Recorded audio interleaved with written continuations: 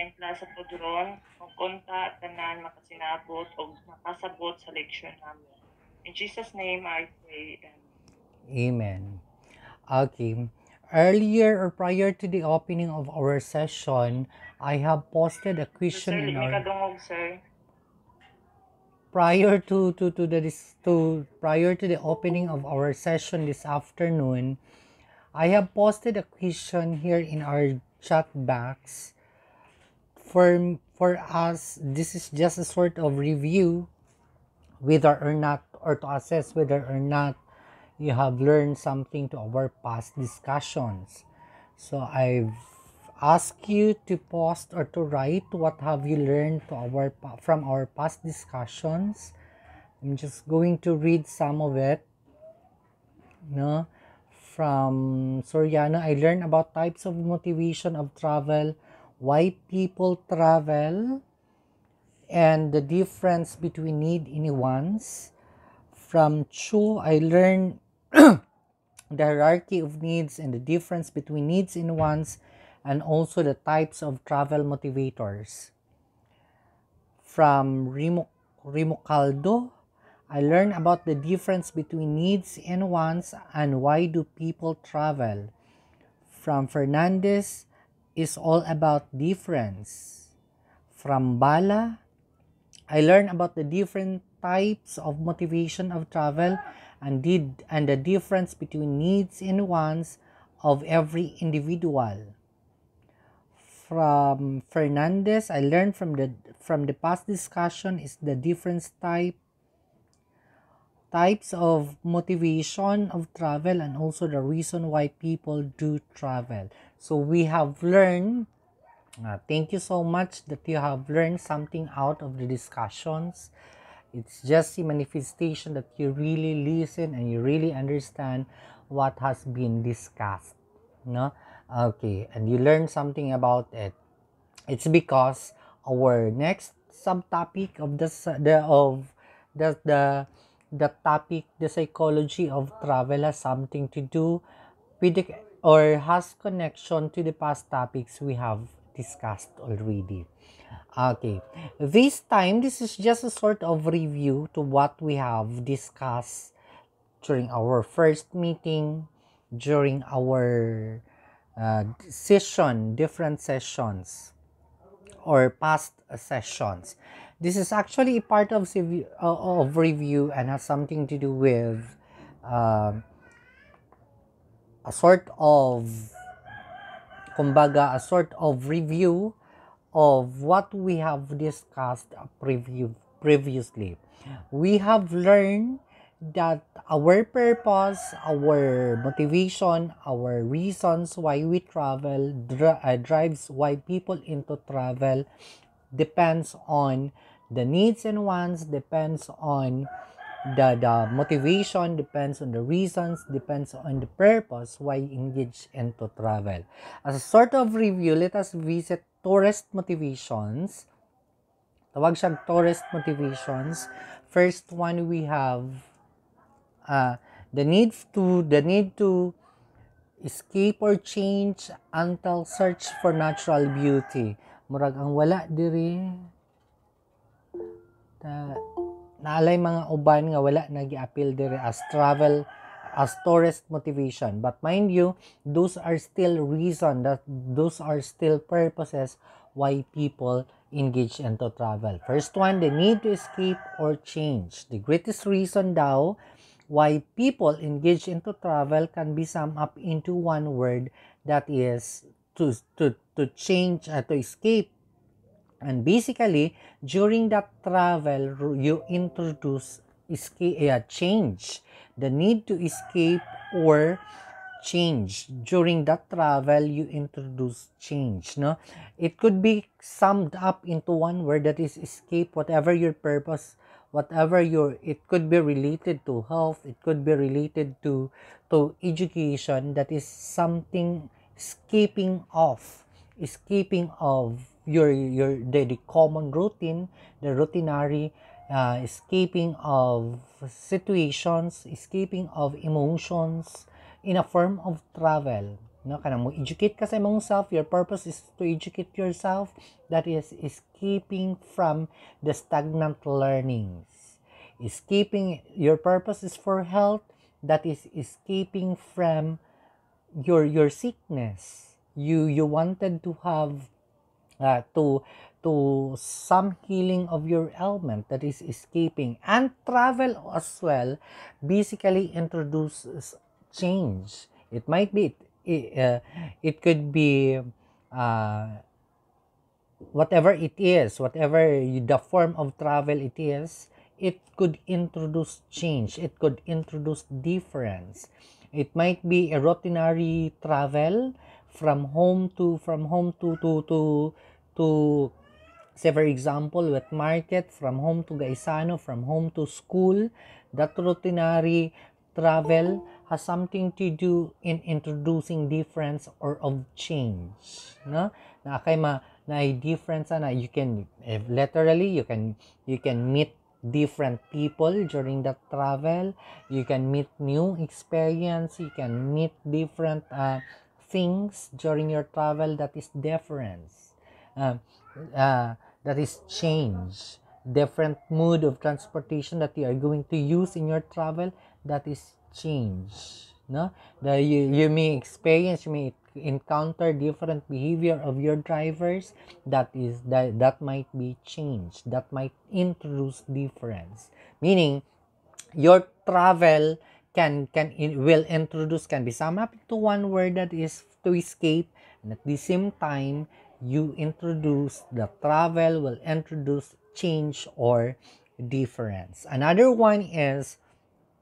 motivation is, we have discussed, is the travel for health. Development in the field of medicine have influenced travel for centuries, giving rise to the concept of health tourism. As I told you, di ba, if the especially the availability of apparatus and equipments here in our locality, if it's not available in our local hospitals, the apparatus, the equipments to be used to a procedure or to operations with regards to our health, so it motivates us to travel to a place or to a locality that where apparatus and equipment is available. Say for example, kay gusto ka kinahanglan, it's a need for you to have a heart transplant, and our local hospitals here in Zamboanga del Sur, in Pagadian City,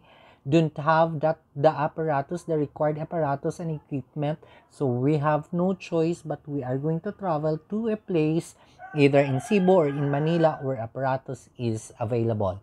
Before the rise to the concept of health tourism, but it's because there are certain places that in relation or connected to our health that uh, arouse the interest of group of people or numbers of people, meaning many people will visit to that particular place for the purpose of health. We call that one as health tourism. So for example, Philippines. For the Philippines, we are known as faith healers. So vernacular natin, mga quack doctors, diba? We are known to that one. Have you noticed if there is a certain destination that ganang known for faith healers, ginapilahan? I don't know if you heard Di Mataling. Di Mataling is known na daw bayi dira nga bata nga manambalay nga buntag sayo pa ginapilahan na daghan ng mga dito. It invites a lot of people to visit that destination, that makes it health tourism, no? Agto sila dito daghang tao. China as well, known for their acupuncture, no? China known for their kailan acupuncture, katong gamitan o katong gagmay nga dagom without using anesthesia or any kaning pain reliever, itusok sa imong likod, mga katong tag-as kay nga Nagagmay nga dagom, ipang tusok-tusok sa likod, that is acupuncture. Noon, China is known for that one. There are people visited to that particular place just there for the purpose of health, in connection with or in relation to their health. We have mga natural springs, hot springs, di ba nga ang hot spring bisa gamay kaayo dugokon og mga tawo kay believe nga makatambal daw panuhot, makatambal og kanang kagid-kagid, so daghan mo ang to dito. That is health tourism. It aroused the interest of the people to visit to that particular place, not for the purpose of leisure but for the purpose of health. That is health tourism. No? So another motivation is travel for sports, either interest in sports, either as participants or spectator, is attracting a large segment of the population. This is very true, no? If either you are a participant for a big event, sports event, really you are motivated to travel to that particular place just to represent a particular region, a particular barangay, or a particular municipality or a country. Say for example, for Olympics, Olympics, ASEAN Games, people are drawn to that particular destination for the purpose of sports, as either as participants or spectators. Naaman gyud hilig, there are really people who are sports enthusiasts nga gusto gyud mo tan-aw live. Have you, as a spectator, di ba, you have you have noticed during the fight of Manny Pacquiao, especially the fight of Senator Manny Pacquiao, asa kasagaran mahitabo in Las Vegas, no? Kasagaran mahitabo ang fight ni Manny Pacquiao in Las Vegas, but you have noticed there's a lot of people coming from different countries, coming from Philippines, Malaysia, who visited Las Vegas just to witness the fight of Senator Manny Pacquiao. That is sports tourism. Their purpose, their motivation, why they travel to that particular destination, to Las Vegas, it's because of they are enthusiastic in sports, no? So it arouses the interest of those parties or of those spectators to visit Las Vegas just to watch the live game of, or the live fight of Manny Pacquiao. That is sports. Your motivation there is sports. Another one is social contacts. Aside from it's human nature, no, that much travel grows out of the social nature of people. Ika nga, no man is an island. We cannot imagine ourselves living alone in our planet. Try to imagine daw how lonely it is. Imagine daw among self, ikaw na pinakadato sa tibuok kalibutan, ikaw na pinakagwapa or pinakagwapo sa tibuok kalibutan, pero ikaw ra isa nagpuyo sa tibuok kalibutan. See? It's our nature that we need people. We need each other.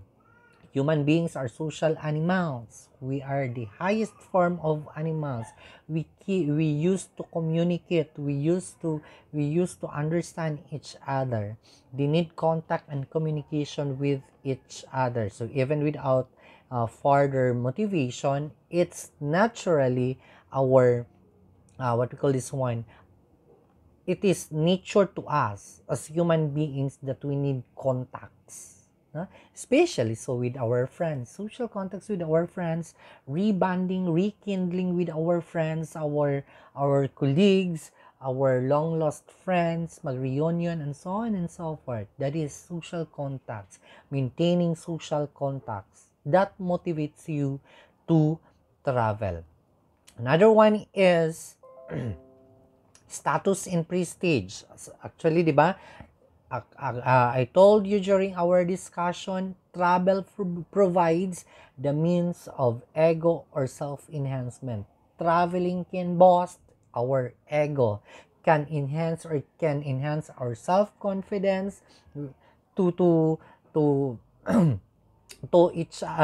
to others or to society. It's because of our travel. As I told you, if you travel, especially if you travel to a very known place, na yun ikaw pa first time, let us not forget the self-esteem and esteem from others, or in self, in status and prestige. Diba? Mas lami kay paminawon nga ikaw pa primero nakaagto ana nga particular destination and it is being esteemed, recognized by others. Ala, yahay kay si Delgado ug si Luna ay nakaagto na sila og Boracay. First, sa tibok na to classmates, sila pa'y nakaagto. Garaa kayo nila, no? The term gara can enhance our ego, can boost our ego. Lami kay paminahon sa dalungga, taas-taas na yun atong liog. Kanakaagto na kuan Boracay. It will enhance. And it has sometimes to do with our self-confidence. It can boost our self-confidence. No? Ano yung magmikuan gani, ini maghisgot gani Boracay, bisan pag dili pangutanon si Luna, nindot jud kay ang Boracay, nindot jud kay daghan na dayon kay maistorya. It's because the experience, no? Another motivation of self in unsa pa jud kuan kung if you are traveling for a motivation of status and prestige, travel to a poor country can provide the traveler with a feeling of superiority. No, if you kuan daw, if your purpose or if your motivation why you engage into travel is for the purpose of kaning kuan lang, status and prestige, choose a country or choose a destination that is kaning medyo pobre kaysa imuhang society, no? So for example, kay it will boost daw the feeling of superiority. It could might be medyo taas-taas imong panglantaw sa imong self.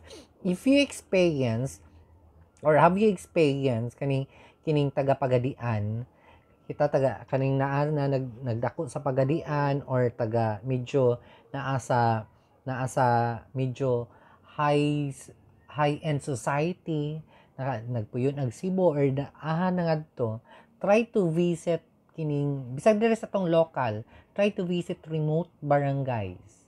Sige, try to visit to Diborok, try to visit to Lourdes, kining mga bukid-bukid diri.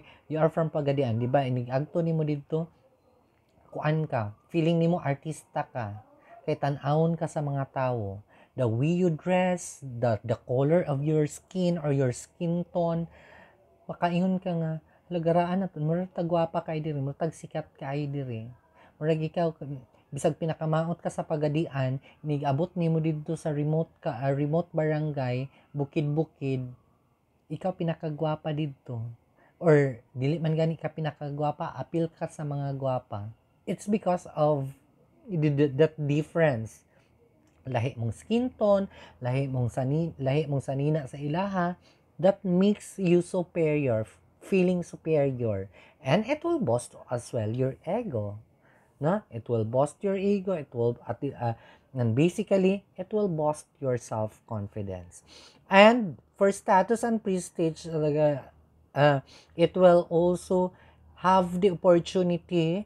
Travel can also provide a means of mingling with wealthy and social elite. So you have the opportunity to meet and to mingle with social elite or wealthy people. Huh? Kinsa man ni silang mga tawhana, those rich people, those wealthy people, those socially inclined individual. Katong ginatingala nato, we can say almost perfect.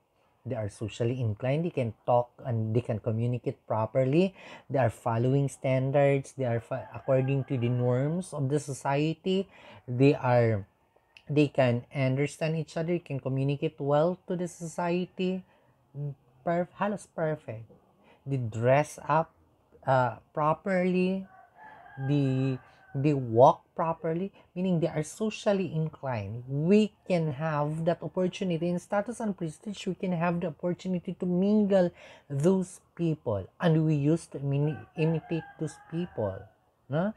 Maka imitate ta ani ato ang makakita ta, and we can mingle these people. But take note of this one, ha. It's of advantage. It's of advantage brought by tourism. If you remembered your discussion on the importance of tourism in your macro perspective in tourism, you have discussed there the one of the importance of tourism, why countries, why locality, why municipality keep on promoting tourism, keep on enhancing the tourism industry or tourism sector in the locality. It's because of this different importance why of tourism.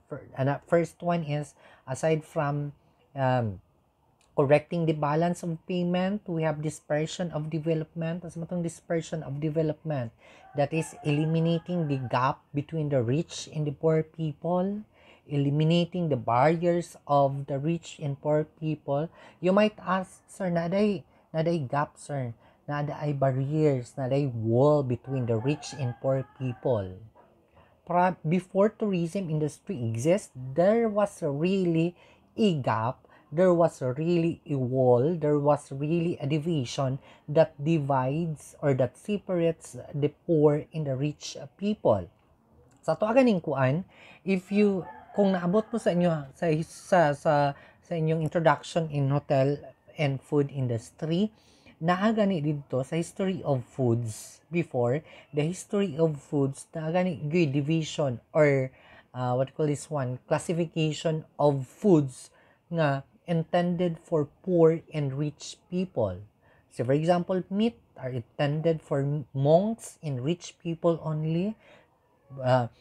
Poor people are not permitted to eat meat.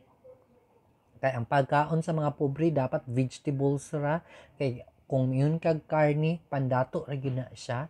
The same as true, ang mga dato di pwede mo ka og vegetables kay para sa pampobre. Ingon ana history sa food consumptions. Meaning there is really a division, there was really a division between the poor and the rich people. And we experienced that one as well in Philippines. Naka-experience sa taana nga naay separation, naay gap, naay division between the rich and the poor people during Spanish time. Unsa may nahitabo sa Spanish time? Diba? Naay mga separate term for separate terms for social societal status, to our societal status. What are those different terms that will identify us, our societal status in the Philippines during Spanish time? Kung dato ka, you belong to dugong maharlika. Kung medyo katukang mga leaders, dugong bughaw. Pero kung pobre ka, you will be called as alipin, na ginakuan as aliping utusan, aliping taga-silbi, aliping sanggigilid, and so on and so forth. So meaning, during that time, there is really a division, there is really a gap between the poor and the rich people. But because of tourism, those gaps, those divisions, those walls that separates between the rich and the poor people has been eliminated. Giun sa pag-eliminate sa tourism sector ang gap between the rich and the poor people. Giun sa pagtangtang ang wall that separate the poor and the rich people by introducing equality.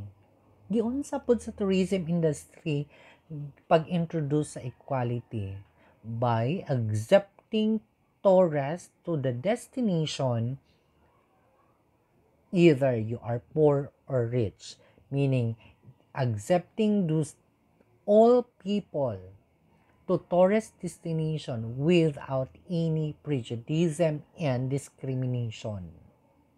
See that, try to visit saan nga swimming pool diri sa kuan? Springland Resort. Try to visit Springland Resort. Inig agto nimo dito, harangon ba ka sa guard? Pangutan-on ba ka dato ka pobre? Di ba wala? As long as you can pay the required amount for the payment, for the entrance fee, whoever you are, whatever your status, whatever your societal standing in the community, you will have the chance, or you have given the opportunity to join or to visit the destination. Pwede ka maligo. Bisan pag kinsa kang anak, kung maligo ka sa swimming pool, kung maligo dito ang anak ni Bill Gates, then ikaw maligo po ka dito, ganahan po ka maligo dito, anak kag labandera, as long as makabayad ka sa entrance fee, there is no discrimination. You will be sharing the same facilities as the son of Bill Gates. That is equality. That is equality brought by tourism. That is why status and prestige medyo po ka uban gitawag na to karon diri sa pagadian, gitawag na sila kat-kat. Kailan mo mga kat-kat mga tao, bio term, kat-kata po na yung bayana kining mga social climber kumbaga, na mga pasikat kumbaga, tawag naman na sila kat-kat ka girl, basta kat-kat gani, meaning kana feeling kuan, they will visit to places nga medyo ang nang bisita dito mga high-end, mga social class, mga elite class, mga wealthy class, no? So maagtog Boracay bisag gamay ra kwarta, kuan kay og kanang igo-igo ra jud ang kwarta, kay nangadto og Boracay, maagto pud siya og Boracay. That is status and prestige, no? The opportunity to mingle, and it is ego boasting. Hala, nakaagto man siya Boracay, no? Ang ngadto dito mga kuan raman. Hala, nakaagto man siya Macau, nga mga dato ramin nang agto dito. Nakaagto man siya. Kuana ning bayana, garaan ning bayana, no? It will boast the ego. That is prestige and status. Another one is personal values. As I told you in our past discussions, we have this personal, how are we going to value ourselves? How are we going to show value to ourselves?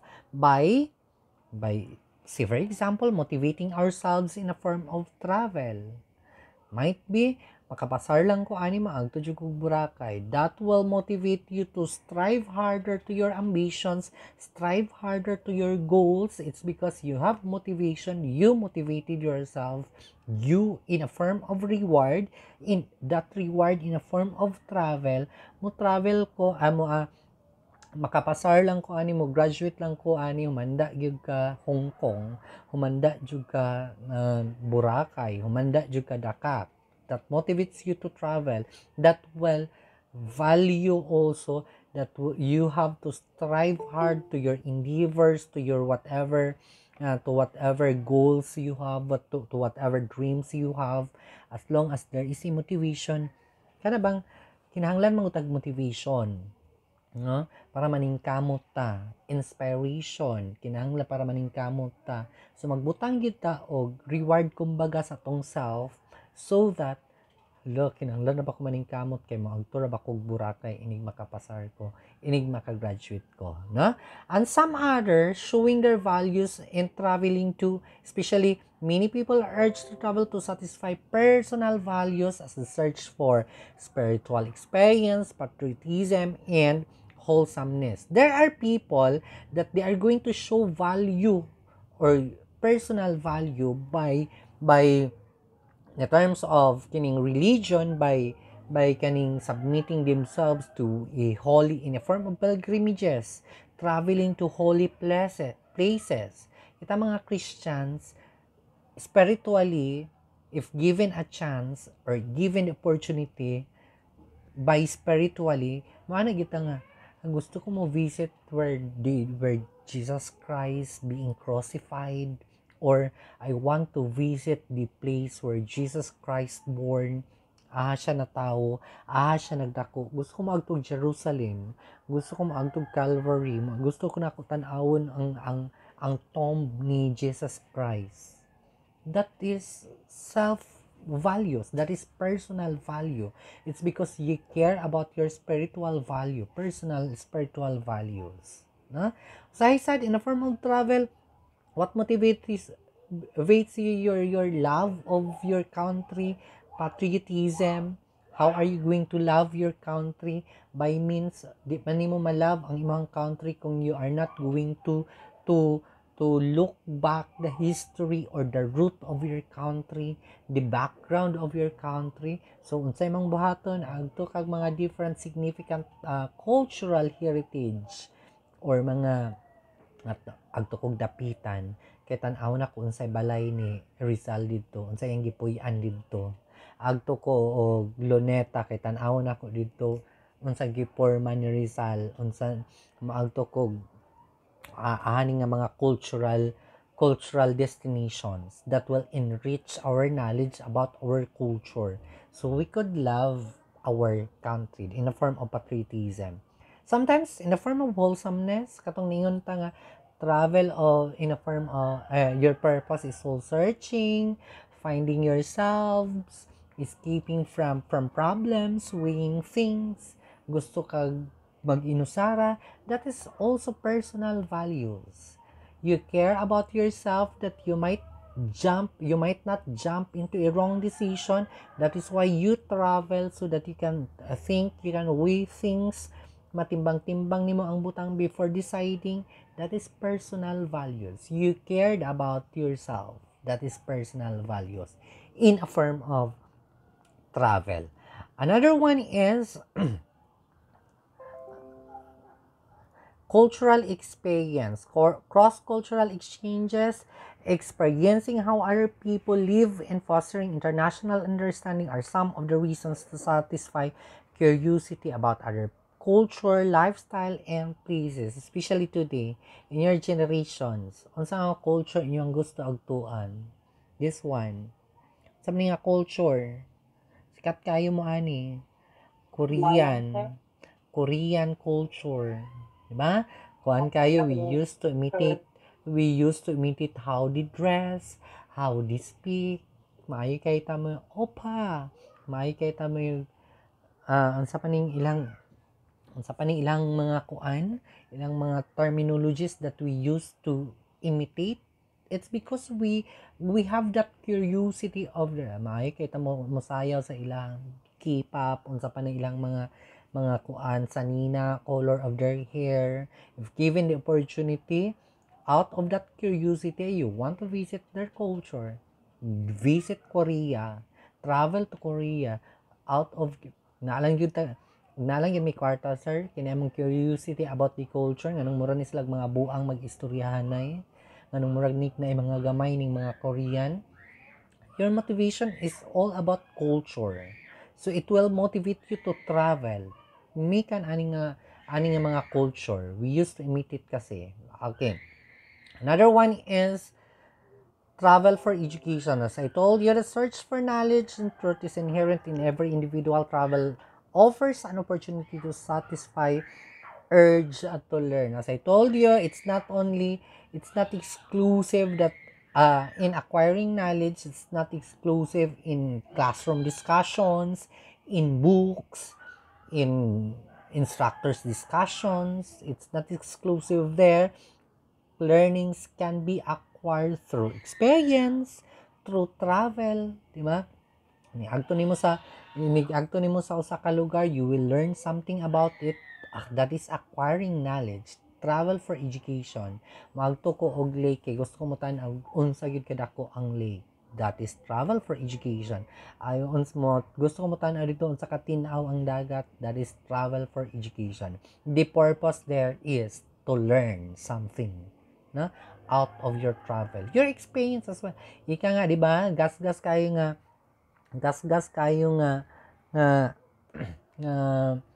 nga sa ni quotes aning experience is the best teacher.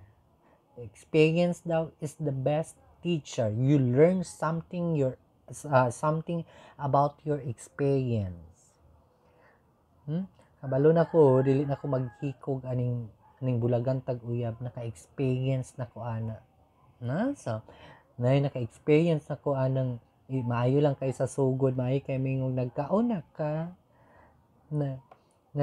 nag-sleep na ka, maayo kayo mo ingon ana, then pagkahuman kung makuha ng karni-karni, paghikog na diha, you learn something about your experience, no? You gain knowledge out of that particular experience. That is, in a form of travel, you travel, you see new things, you see the actual picture of it, and you've learned about it, no? Do not rely on, especially kanang mag-rely ra tag books, picture during elementary. I don't know sa inyong time, but during my elementary time, naami mga taga-aming libro, especially kaning kung mga picture na so especially kanang real picturing the real scene or the real feature of our different tourist spots. Tong sibika at kultura na to sa una nga libro, black and white pa gyud. So atong pagtan-aw sa lake, mura ra manig tunaan. Ang pagtan-aw nato sa dagat, lubog, madlaan mana dira ay kay lubog, only to find out tinaw day kay siya in reality, no? So meaning experience and travel can acquire, can give us knowledge. So learnings can be acquired through travel or through experience that motivates us to travel. Another one is shopping and bargain hunting. I don't know if you are fan of this one. Some of us, nayoban, itong mga artista dili ni mag-shopping diri sa Pilipinas. Sa tuang di na maagtog kuan SM EDSA, SM North. Di na sila maagtog dito kay tapukan. They will visit other country, they travel to other countries just to do the shopping. Sino? Sana all. Kita, usahay pod kita, agtutag tumalinaw, tabo daw ron, rato ra bang mga ukay-ukay dito manindot. That is shopping, that is bargain hunting, no? Kami sa una, there is an event in school, sikat kayo sa una nga panahon, sa una diri, una yung nisikat in terms of kining bargain hunting in San Pedro. Acquaintance, mangita tag sanina, agtutag San Pedro, mangukay.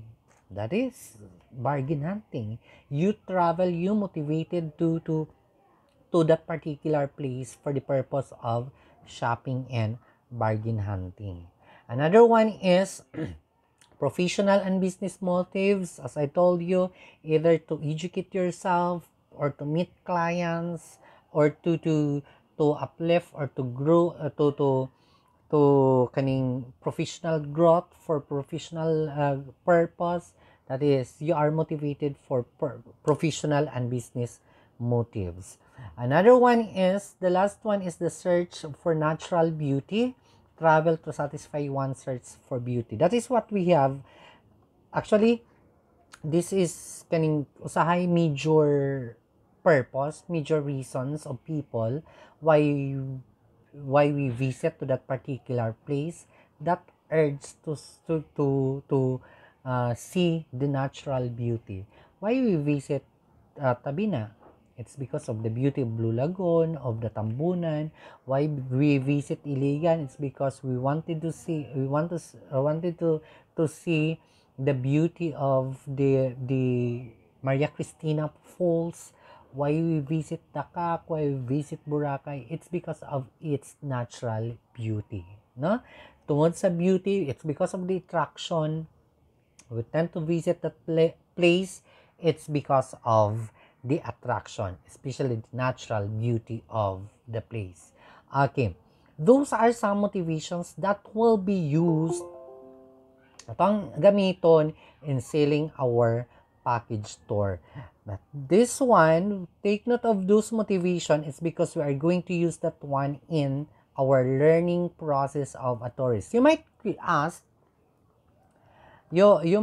what would be what would be the process before jumping into a decision of traveling kita. Unsay proseso before ta mingon tag agtugtukuran? Unsay proseso before ta miingon nga moadto tag dakak, moadto tag and so on and so forth. There is a process actually. There is a process. Might be una atong rason nganong moadto ta didto.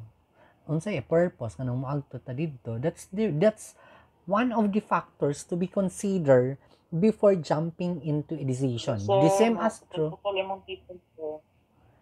same as true. How about this one? 1, 2, 3. How do you copy my signal? My audio. Okay na, sir. Okay lang, sir. Okay. Especially so when we convince our tourist or our client to buy our package tour, let us also consider this process. It's because you and me, a tourist or a client, or you as a tour operator, you will undergo process or will undergo these steps before you are going to jump into a travel, before you are going to decide that you are going to travel. First one to consider is this one. Individual will buy a vacation package if he has learned that the purchase will satisfy an important need. Diba? Una good, individual will buy a vacation package if he has learned that the vacation or the purchase of that particular package tour will satisfy an important need. That is why it is very need as marketer to identify or to let our guest or client know or be aware of about their need deficiency. Ang ginatong purpose is to inform them. Kay ingon sila, mo travel lang daw ang client, mo palit lang daw ang client sa package tour if they know that this particular travel has something to do with the satisfaction of their needs and their wants. So, but make it sure, in making your package tour, make it sure that your motives or the needs is equal to what we call that one, our different activities or different motivations that we are going to give, no, to our tourists. So for example, dapat kung ang purpose niya is, kung ang need niya is for health, for physiological needs, then yung motive is relaxation. So what are those different activities that will meet the criteria or that will meet up the need of a person or the motive of the person, or what or where would be the destination aside from the activity unsa iyang buhaton didto nga dapat makamit ni siya sa iyang kinahanglan i-satisfy. So what are those different activities or aha nga lugar nga swak sa iyang objective nga i-satisfy niya iyang need. It might dapat it must be equal. It must be equal, no? So for example, if the need is physiological, the motive is relaxation, unsa may mga activity nga tong buhaton that will meet up the need of that person, that will satisfy that particular person. Kung ang personality sa tao, di ba I told you there are personality of people or of traveler na naay ma-relax, their form of relaxation is by engaging into physical activities. Na ubang mga tao nga ma-relax sila kung i-submit nila ilang kaugalingon to physical activities. So, for example, mag-swimming sila, maglingaw-lingaw, swimming, mag-volleyball, mag-snorkeling in a form of kanang leisure, in a form of physical activity, mao na lang form of relaxation. Now, yun ana ang personality, inigpili nimo sa lugar, imong destination in your package store, nakita nimo nga mao ni iyang need, mao ni iyang motivation. What would be your activity and where would be your destination? So probably nakita nimo nga ingon ana iyang personality, so do not bring him to a destination nga maglingkod ra siya. Kay it's not equal to the satisfaction of his needs. No, ayaw siya nga maglingkod ra siya. Ayaw siya sa sa palpalan nga iyang buhaton dito magtan-aw-tan-aw ra of you. Dili na makasatisfy sa iyang need. But bring him, it could be tukuran. Pwede ka mag-volleyball dito, sir. Pwede ka magdagandagan dito sa beach. Pwede ka mag-swimming. Pwede ka mag-snorkeling. That you can engage your that you can really engage physical activities.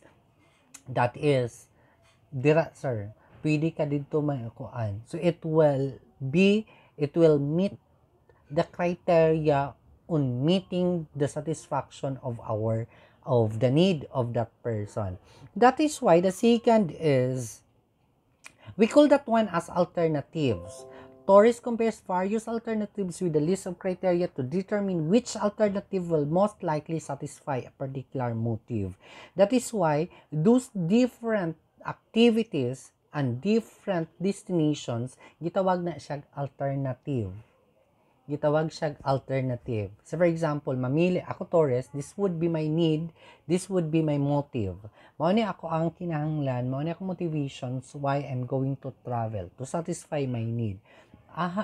Ako ang pilian nga mga package tour, those different activities, those different destinations that will satisfy my need is what we call alternatives. That is why earlier I told you that your activities and destinations must meet up to the requirement or to the criteria or to the satisfaction of the need and motive of your client, because their inclination or their response differ from those different alternatives. Meaning, kung ang imuhang alternatives, imuhang activities, imong destination doesn't meet to the requirement, to the criteria, to the satisfaction of the need of your client, the inclination would be negative. Meaning, your client won't buy your package tour. It's because, first and foremost, this won't satisfy my need. Unya, maura ba na yung una nga criteria before they will decide to buy your package tour, or before they will decide to travel. Ilang unang they will travel. I am going to travel if this particular travel will satisfy my need. Now, pag tanaw pa niya sa alternative, dili ni ka-satisfy sa akong need, so the inclination would be negative. And we are not looking into that. Make it sure the response or the inclination of our tourist or of our client must be positive. Mopalit sa to ang package tour. So make it sure you have to choose thoroughly the different activities and the different destinations that will suit up, that will meet up to the motive and to the need of our client. But again, do not exaggerate. As I told you, do not exaggerate your package tour, especially the pictures, especially the different activities that will arouse the expectation of our tourist, that will arouse the level of the expectation of our client. It might lead into dissatisfaction if the real situation doesn't meet or doesn't meet the expectation, the level of expectation of our clients brought about by the pictures or of the package tour nga imong gipakita.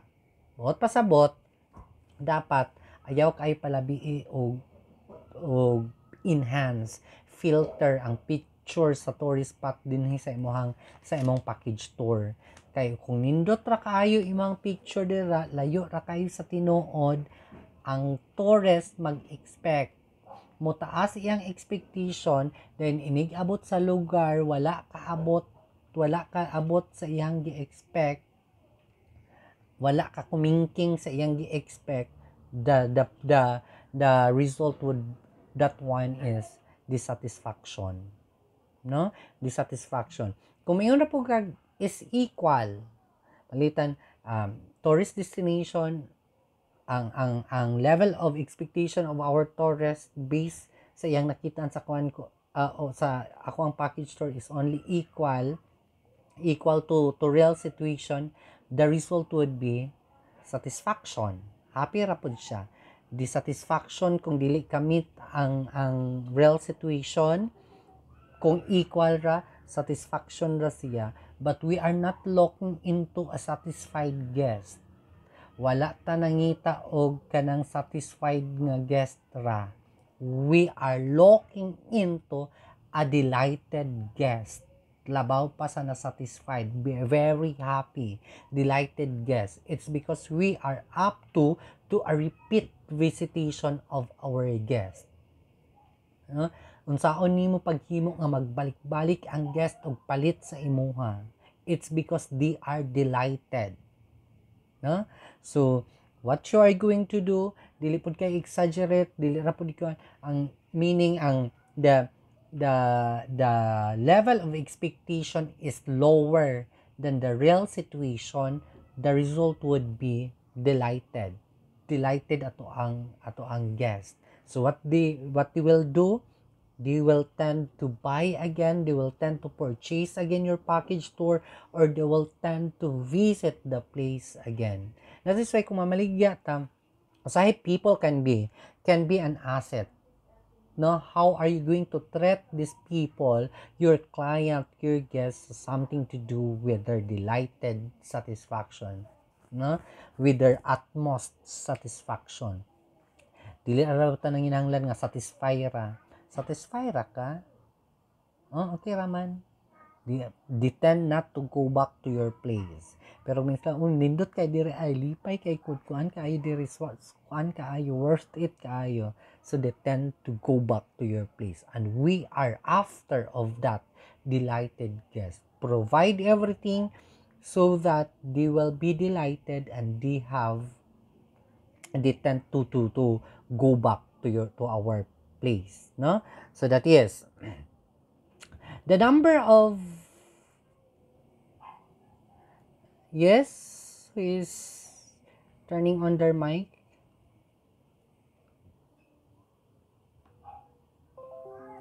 Okay, the number of alternatives may vary according to the characteristic of the traveler, but whatever pero bisan pag unsaon na tog buhat, unsaon na tog, sir, gibuhat na nako ang tanan, kuana na nako, what do you call this one, provide na nako, equal na kaayo ang ako ang gihatag nga package tour, equal to their motives, equal to their needs, sobra pa gani. Pero sir, dili gihapon siya mo palit sa akong package tour. Dili pa na nato na siya gyud mapugos. It's because we have different characteristics and we have different personality, no? Okay, we have that one. The first one we have here, the effect of consistency and complexity on leisure travel. Nganong ang tao dili gid gyapon mo travel dito? Anong ang tao, bisag sakto na yun, equal na gini siya, sir, according the activities and the destination will really satisfy, based on my assessment, this will really satisfy the need and the motive, the wants of that particular person. But still, dili gyapon siya mo palit. It might be the effect of consistency and complexity of leisure travel. Too much repetition or consistency results in boredom and a corresponding amount of psychological tension greater than they can handle. So, buot pa sabot, to reduce this tension, he will attempt to introduce some complexity in his life. What is complexity means? Consistency means too much repetition. Ay mao pud ang di gyud siya mo palit, although nag-meet siya to the motive and needs, pero dili na siya ma-enjoy to that place. It's because balik-balik na siya dito, no? ay tukuran taga-tukuran imong gibaligyaan, tukuran imong destination, taga-tukuran pud imong gibaligyaan, very impossible nga wala siya nakabisita dira, balik-balik dira. That is might be a reason.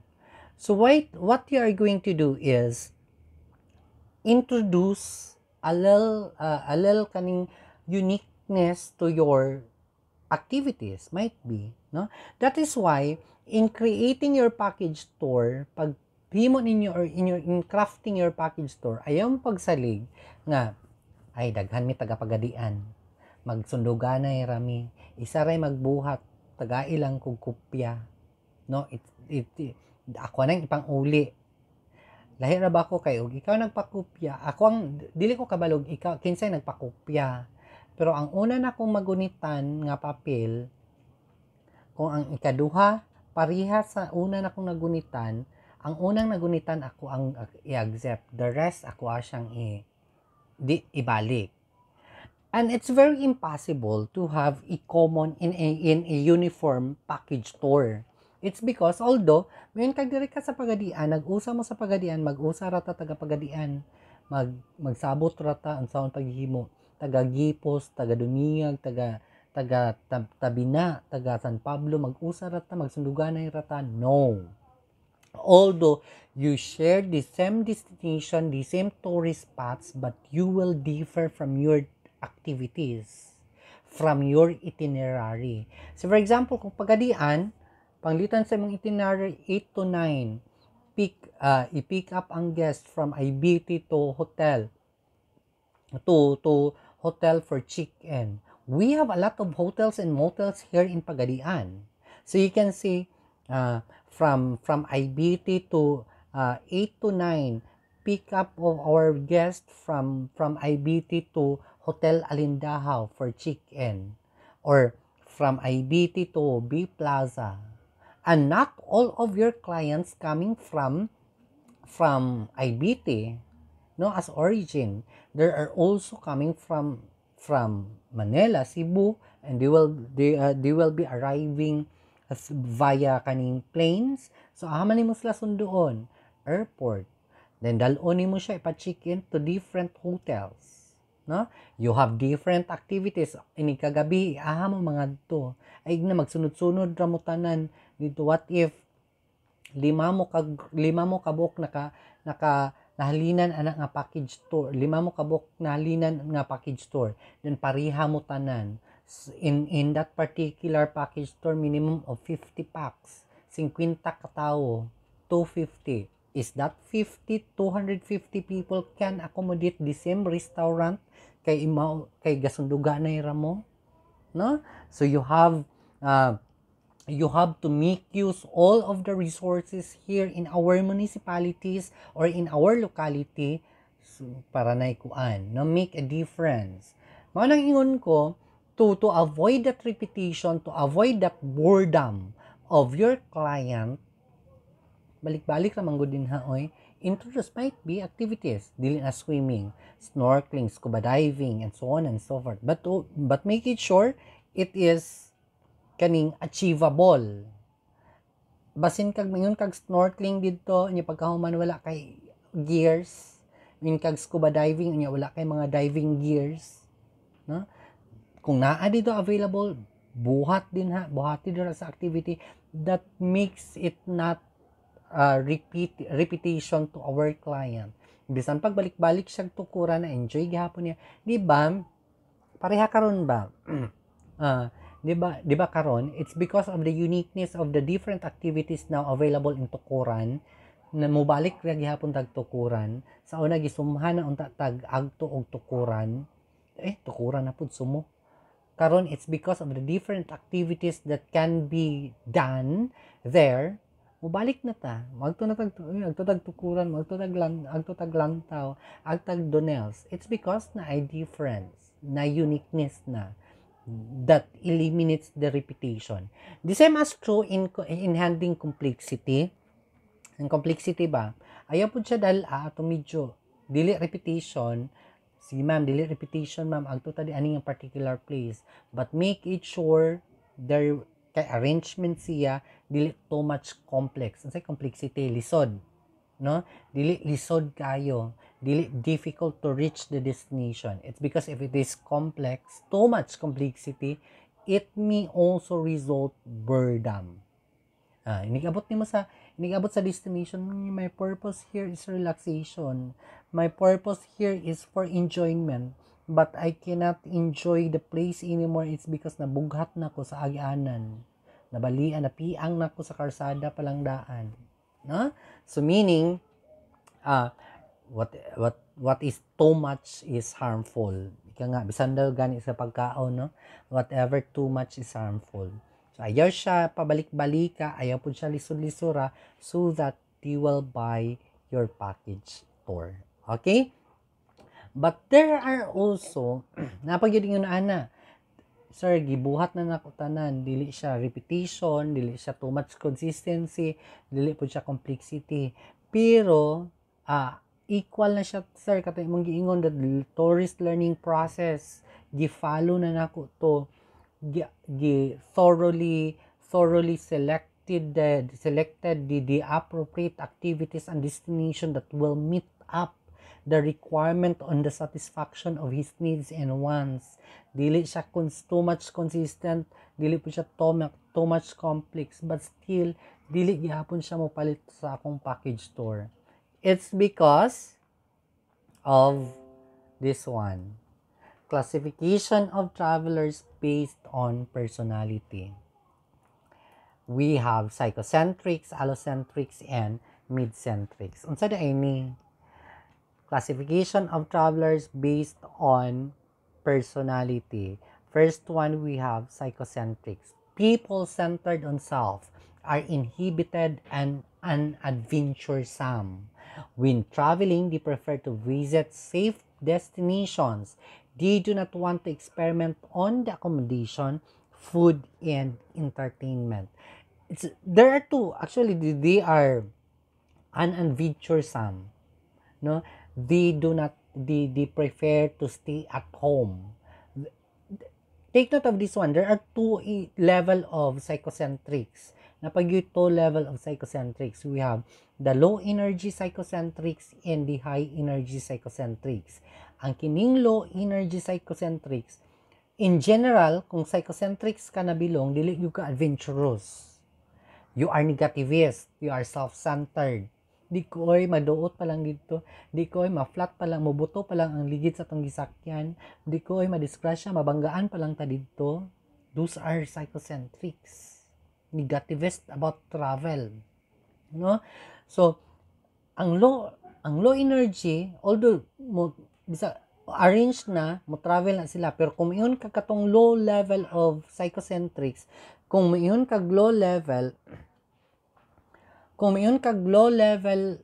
low energy psychocentrics, those people prefer to stay at home than to travel. Meaning, bisag unsaon na nimog bira, bisan unsaon na nimog motivate sa imong tour, package tour, di ginaganahan mo travel. It's because naagi tawo nga dili ganahan mo travel. They prefer to stay at home. Pero sa to very rare, puro talaagan. I just hope walay makuan, walay nabilong sa low energy psychocentrics. These high energy psychocentrics, they are not adventurous, but they do not prefer to stay at home. They tend to travel. Ganahan po sila mo travel, but they only travel if they know that the place is safe, there is an arrangement of their accommodations, their foods, their safety, and so on and so forth. Meaning, kini mga ilami baligyan og package tour. Majority of them buys the package tour. Sila may mamalit og package tour. Kaya mo travel raman sila if kabalo sila nga safe dito, kabalo sila nga na-arrange na dito. Kasagarang tubag sa atong mga high energy psychocentrics, kanang yayaon na to naglaag, or invite to na tuglaag, huy, agtutag tabi na. Ang unang pangutana dito, safe ra dito. Wala dayon. Safe ra dito. Napoy uban, mingon dayon nga, what if gutmon ta, naratay mapalit dito. What if mas stranded ta, naratay matulgan dito. if you can answer that one positively, if you can give them this particular people naay ugot mo ta dito, naray restaurant, naray pakanan, yes na, naray katulgan, yes na, sa pa na mo travel, no? Those low energy, high energy psychocentrics. But when we talk about allocentrics, personality of allocentrics, those are adventurous people, very adventurous people. They strive for difference. Di sila ganahag reputation, pero dito sila complexity. Ganahan sila complexity. Di sila ganahag balik-balik. They really thrive difference. They really sa diri ang gibutang, people having interest on other people, highly curious and thrive on stimulation and change. They have a strong need for variety and new experience. Di gina sila ganahag consistent. Ganahan sila different stimulation, thrive for stimulation. They are very adventurous. But there are also two levels of allocentric. Again, the low energy allocentrics and the high energy allocentrics. Low energy allocentrics, ganahan ra unta mo travel but being hindered by their busy schedule. Ganahan ra unta kani sila mo travel pero dili gyud makaya sa ilang time to travel. No, allocentric sila. They are adventurous but they are not really that adventurous compared to high energy allocentrics. Kining high energy allocentrics, those are katong mga high risk takers, katong mga travel nga kaning what we call this one, travel nga risky kaayo. Imbes sayon ra nga inig agto sa lugar mag-eroplano or magsakyanan, gusto gyud nila ma-experience og habal-habal kay what we call this one, for a change, no? Katong mag skydiving, you can katong ka-afford or have the guts to do the skydiving, kaya ra mag-skydiving, those are high energy allocentrics. Katong mag-zipline nga party na kaayong habuga, katong maambak og tulay nga pila ka bukid ang katason, those are high energy allocentrics. They are really risk taker. They are really adventurous. But on the amidst of that allocentrics and psychocentrics is what we call mid-centrics. Ganahan ra pud siya mo travel in a consistent, ganahan ra pud siya adventure, but it's not too much. It's not too much repetition, it's not too much complex. That is what we call mid-centrics personality. Me personally, I am low energy allocentrics. Di po ko high energy allocentrics. It's because I have phobia sa height. Di ko pwede zipline, di ko pwede skydiving. No, kay mahadlok og height. I have phobia on height. So dili po, pero I am adventure. I am thrive for difference. I am looking into adventure travel. Ayo lang ginang maglupad-lupad or magtungtong-tungtong og habog kaayo. Meaning that is one. So meaning those decision of your client depends on their needs, depends on the effect of consistency and complexity, depends on their personality. So we have to consider as well those, no, na kini siya unsa man gini siya psychocentrics, maglisod jud ko aning psychocentrics, ako gini siyang tarungon og dala kay para mo arouse iyang interest to travel. Kani pong high energy, low energy allocentrics, unsaon man ako ni pagbaligyag package tour nga kuan. So mangita tag schedule ma'am, nga holiday ma'am, taas-taas og bakasyon so that you can really have the opportunity to travel. I will arrange your travel ma'am during holidays so that you really have time to engage into travel. It's because we are looking into the three 3 criteria before so that we can convince our tourist to buy our package tour or to visit our destinations. Questions or clarifications? Good Questions or afternoon, sir. clarifications? Yes. Sir, kanabang package tour, sir, mahimo na ba na sa katao lang or by team na siya sir paghimo? Kanang? Package tour, sir, mahimo lang ba usa ka tawo mo himo ana or by team gina siya, sir? Yes, isa ra jud ka tawo ang maghimo. Kaya kayo. Sir, kanang maabot ba ta sa sa tawag ano ay kanang naabay ka nang usa ang paghimo sa package tour, sir? Wala pang magitudloan na sa inyong makro. Kapag wala, sir, kinailisdan mag-gimig teacher ato, sir. Uy, Maria. So, gimi malay ana, sir, kay sa una pa mamiruntos, kasi mamiruntos na namang makro man tingali. Nag-hisgot na siya ana, dahil naundang mi, sir, kay kinamar na naman to, wala na siya nakaklase na mo, sir, bakit busy po tingali si ma'am. Sige. Let's have, I supposed not to meet you. I supposed to kuan on you about that package tour. Kaya I just assume that you have already kaning well versed on that particular note. It's because that is the in-depth discussion of that one is on the macro. Pero sige. I suppose on next meeting